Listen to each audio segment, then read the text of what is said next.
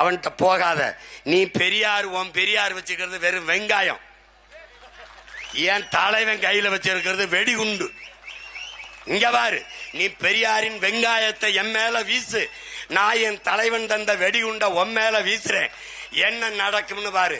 ஏன் வச்சிருக்கன்னு வீசல, வீசனா என்ன ஆவாயின்னு பாத்துக்க.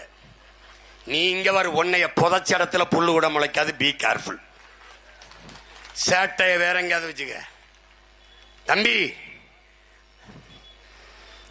1 கோடி எருமலை அடைகாத்த நெருப்புன்னு என் தலைவனை சொல்லுவான்.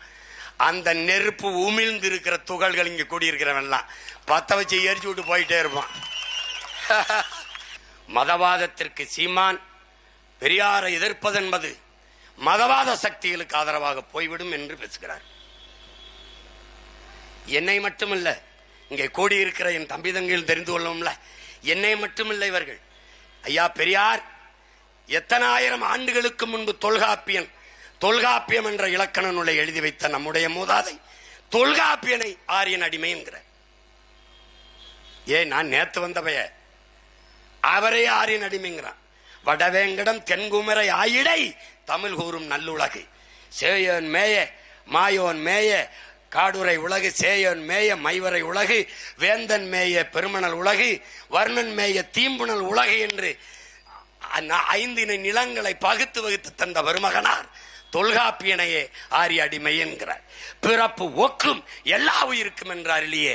மறைமொழியாளர் நம்முடைய வள்ளுவ பெருமகனாரை ஆரிய கூலி என்கிறார். கம்பனை, கபிலரை, இளங்கோவை ஆரிய கூலி என்கிறார். கடைசியாக என்னுடைய அருமை பாட்டன், உன்னுடைய அருமை பாட்டன், அரசனுக்கு அரசன் பெருவுடையார் கோயிலை கட்டித்தந்த வருமகனார் நம்முடைய அருண்மொழி சோழனம் பாட்டனை ஆரிய கூலி என்கிறார்.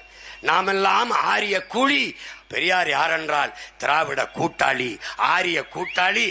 ஆரிய கூட்டாளி மட்டுமல்ல, அவர் ஆரிய அடிமை மட்டுமல்ல, ஆங்கிலேய அடிமையாகவும் வாழ்ந்திருக்கிறார். ஆரிய கூட்டில்தான் அவர்கள் அரியணைக்கே வந்திருக்கிறார்கள்.